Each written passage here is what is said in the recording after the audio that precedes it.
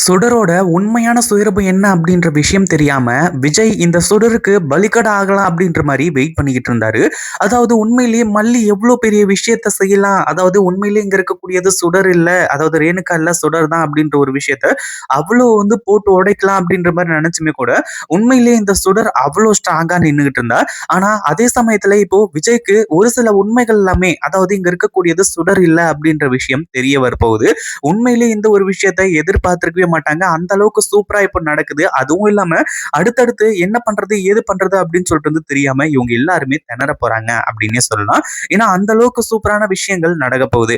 அதாவது இந்த சுடர் நம்ம விஜய் ஃபோன வாங்கிட்டு போனதுக்கு அப்புறமா, இப்போ அந்த ரகுவுக்கு ஃபோன் பண்ணி ட்ரை பண்ணிட்டே இருக்காங்க. ஆனா ரகு அன்னோன் நம்பர் அப்படிங்கிறதுனால அந்த ஃபோன் கால் அந்த அளவுக்கு இம்பார்ட்டன்ட் கிடையாது அப்படின்ற மாரி சொல்லி அத அட்டெண்ட் பண்ணாம இருந்துட்டு இருக்காங்க. ஏன்னா விஜய் கிட்ட அதாவது விஜய் கிட்ட ஃபோன் இருக்கு அப்படின்ற மாரி தெரியாம, கடைசியில இந்த ரகு ஃபோன் பண்ணி, ஏதாச்சும் உளறிட்டா என்ன பண்றது? அந்த ஒரு டைம்ல ஃபோன் பண்ணி ஏதாச்சும் சொன்னா என்ன பண்றது? அப்படின்ற மாரி பயந்துகிட்டு, இந்த சுடர் இப்போ ஃபோன் பண்ண ஆரம்பிச்சாங்க.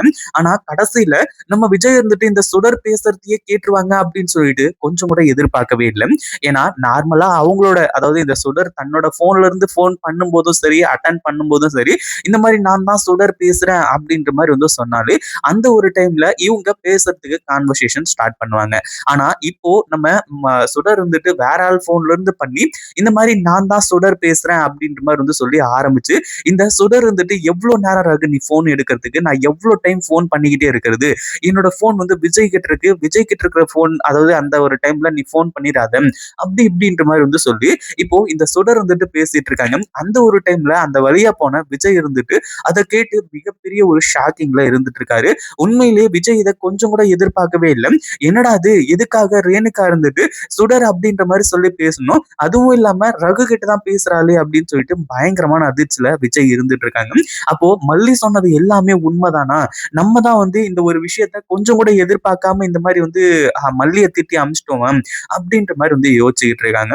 ஆனா அதே சமயத்துல இந்த சுடரோட ரகசியங்கள் எல்லாமே வெளிய வந்துருச்சு இல்லையா? இப்போ நம்ம விஜய் இங்க இருக்கக்கூடியது உண்மையிலேயே சுடர் தான் அப்படின்றத கன்ஃபார்ம் பண்ண ஆரம்பிச்சுட்டாங்க. ஆனா இதுக்கு அப்புறம் நடக்க போற சம்பவங்கள் தான் சிறப்பா இருக்க போகுது அப்படின்னே சொல்லலாம். ஏன்னா விஜய்க்கு தெரிஞ்சிருச்சுன்னு சொல்லிட்டு இவங்களுக்கு தெரியாது. இந்த சுடருக்கா இருந்தாலும் சரி, யாருக்கா இருந்தாலும் சரி, அடுத்தடுத்து இந்த கல்யாண ஏற்பாடுகள் நடந்தாலுமே கூட கடைசியில விஜய் இந்த சுடரோட கழுத்துல தாலிய கட்ட போறதே கிடையாது. அதுக்குள்ள எல்லாமே முடிஞ்சு இந்த சுடர போலீஸ் பிக்கப் பண்ணிட்டு போறதுக்காக இப்போ ஜீப்போட நிக்க போறாங்க. அந்த அளவுக்கு சூப்பரான விஷயங்கள் நடக்கும். இந்த வீடியோ பிடிச்சிருந்தா லைக் பண்ணுங்க, ஷேர் பண்ணுங்க. இப்பதான் நம்ம சேனலுக்கு ஃபர்ஸ்ட் டைம் வரீங்க அப்படின்னா கீழ இருக்க சப்ஸ்கிரைப் பட்டனை பிரஸ் பண்ணிக்கோங்க.